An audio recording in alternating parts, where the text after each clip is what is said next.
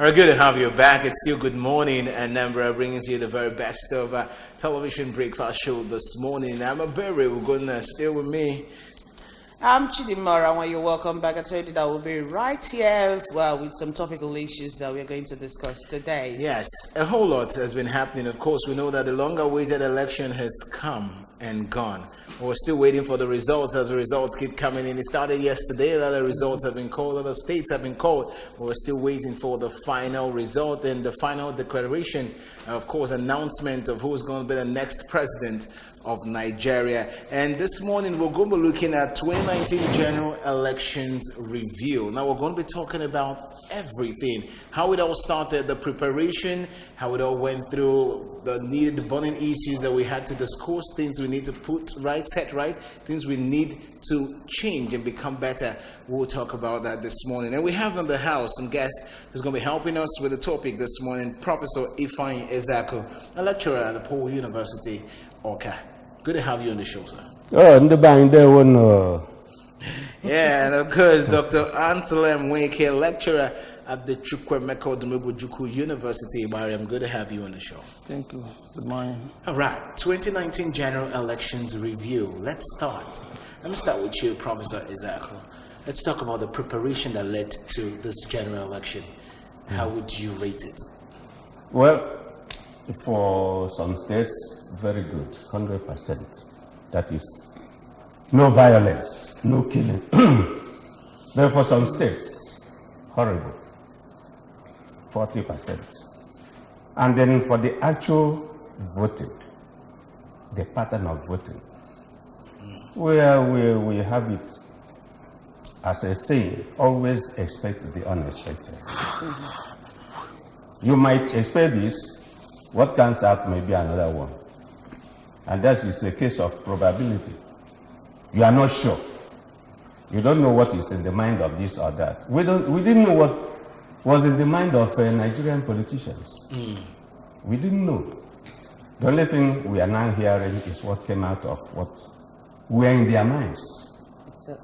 Both the government, the ruling party, the oppositions, because when you say opposition, you're making a mistake. Because since we have 91 political parties, 90 belong to the opposition.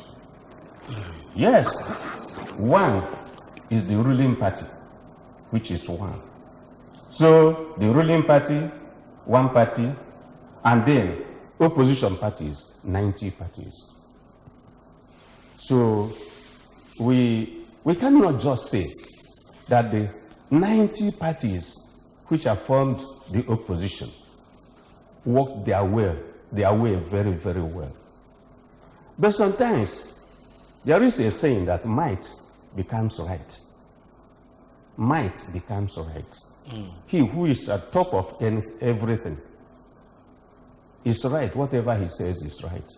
Okay. All right. Yeah, let's come over to you. Judging from what happened, the preparation, the polls, proper on Saturday, would you say that our electoral process is progressing or retrogressing? That's in a nutshell. How will you assess the whole exercise? Well, if you look at the preparation, actually they started well. But the problem along the line is the issue of logistics, what they call logistics, and operational problems or whatever that led to the shift of the date. And so that means that there's a problem in the preparation. Probably their house were not in order. Yes. So, but after that, the election proper, to me, is okay because people turned out en masse. Unlike other elections we witnessed in Nigeria, this one, Nigeria actually came out to exercise their civic responsibilities. So it's a welcome development. Now, what we are seeing now is the outcome of the election. Yeah, so, but the outcome of the election will not conclude until the results are declared. But so far, I see that we're so far so good. Let me put it that way. Yes. Even though there are in some quarters, we are having the issues of irregularities, burn of ballot papers, national ballot boxes, which is not supposed to be so. based on the fact that we are progressing. By now, I think that by now we have come over of the issue of national ballot paper. But because these politicians are afraid of losing, so what they do, you go in the stronghold of your opponent to destroy the vote there in order to have advantage. All these killings, all these violence, intimidation, and all that. What does it say about democracy? That means it's no longer government of the people, but if all you are concerned is just myself, I want to protect my vote, or I want to get it as a do or die affair. Yes, that is the problem. We are still saying that the problem in the Nigerian state is a problem, the problem of acquisition of wealth. You see, whereby the people, the ruling class, they are not interested in the well-being of the people. You want to govern the people. Why killing them? After killing them, who are you going to govern? So you should allow the masses to come out and exercise their franchise. Let them vote. If they vote you out, you go. If they vote you in, you go. Let it be free and fair. There's no point in engineering violence in order to rule the people. Do you want to enforce yourself on the people? To me, it is wrong. All right. Thank you. Let's come to you now, Professor. You said something about oppositions, 91 parties, political parties, and you said 90 are oppositions, one is just a ruling party. Now let's look at this year's general elections. I was following the results yesterday when I got back home from the office, and you can see so many people on social media saying, you know what, we're tired of all these other parties. Just tell us what is the outcome for APC and PDP, because they keep ruling parties, AP, DP, then C, 10, 20, and it looks as if the election stuff is boring. But my question is, why this much party? When it looks as if at the end of the day, during this election, we knew it was a battle between two parties. Why this much parties? Well, what I feel about this country, Nigeria, is that everybody, just very few people, are not interested in power acquisition. Power, selfish acquisition of power. That is one. The other one is selfish acquisition of wealth, money, and the power. There are some people who would not want to have that money. They want power. Some want to have power and not money. These two ways. But when I started thinking about number of political parties emerging, 91 political parties, I began to see Nigeria as having got any knowledge of political education. Okay. Lack of political education, and more in the south.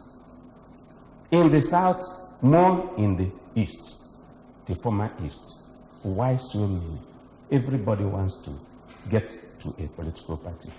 But what I'm seeing that will happen after this election is that the 90 parties that have formed the opposition party will eventually collapse into one very strong opposition party. They will. All of them? Some of them. Okay, some. Okay. I don't mean the party itself, but members of the members party. of the They party. will collapse into one and build up. In fact, if we continue moving with parties, in fact, I will, sometime I will register my own. Okay. And you and I might register yes, mine you will join me. So the problem is we are struggling for. Want to hear my name, want to have money, but not what I will be as a leader, as human value, as environmental philosophy. What are those people, the little ones? How are they moving? How are they happy? How do they eat? Okay. Sure, these are the things. Okay, we'll be going for a short break, and when we return, of course, we'll also get more on this and the review of the general elections 2019, and of course the way forward. Don't go anywhere, we'll be right back. It was okay, it was peaceful, it was fair and fair, there was no trouble. Everybody went there and voted, and I waited till it was counted. The election went peacefully. I voted. Though at a point they have issue of card reader, but I never took time, they reconciled it. Polling unit, I know that I'm a senator, you book any one so so I complained one. Now I do them. So after more some hours, I voted. The election went free and fair. No candidate problem. After election, no problem. All the system material, all of them work well. No violence, nothing. It's just credible, free and fair election. Yes, I voted. It was very fine. Everything went very successful. No violence, no fight. In fact, it was very, very okay. The election went well. I voted in my village, in Baria. I got off that day, or well, yeah, the car, or anything. I got smoothly. Well, it's good to have you back. We're back. We went to the street to find out what people really feel about the election so far, of course, the review. And a lot of people were always saying, it was good, it went well, it went well. Well, all glory to God here in Anambra State. To a very large extent, it was peaceful. And we had a very good election run. People came out to vote peacefully and went back home peacefully. For some places, yes, but generally it was. But let's react to what a whole lot of people said from the street, Professor. When people say, yeah, it was very good, I voted and went home free, yes, a lot of people went home free. But a lot of people ate what they shouldn't eat. 1 can of malt and 1,000 naira to vote. Okay. So you see that people don't have, there is still something very bad with morality. 1 can of coke, malt and 1,000 naira. What has that fetched? Why not think of the future? Even these people who are contesting, they cannot remain there. Yeah. They can never. Highest they will be there in the next 10, 15 years. They'll be alive. But their mental projections are decreasing, rapidly decreasing, because they'll be thinking what they did in the past, and it will be haunting them. And when it haunts them, it will affect the children. There is a spiral. It will be haunting the children. And if the children start making mouth, they say, is it not your father who did this and that? And now the value of that particular family will be decreasing. Yeah. You see those ones who were tortured, who were matched on the soil, will be rising. All right, thank God in Anambra State it was peaceful, but we had other states like Lagos, Rivers, where we heard about the violence that went down on Saturday. And then my question is, this continuous violence, killings, intimidation during the election, does it mean that, I know we have a provision of the law where they say that those people that indulge themselves in such will be prosecuted. Yeah. But now Serap, I know, wrote a letter to the president asking him to take to ICC all the electoral violence, intimidation and killings reports from 1999 to 2019. Does it mean that this law is not being enforced? Does it mean that that's why people continuously indulge in such acts? The problem we have in this country is the problem of the issue of governance. Why I say this is simply because implementation of law is in the hand of the government, the executive. Now, if those that are in power, will not be able to defend or implement the law, these are as a result of when the law are being violated by their own people. When their own people violate the law, they will protect them.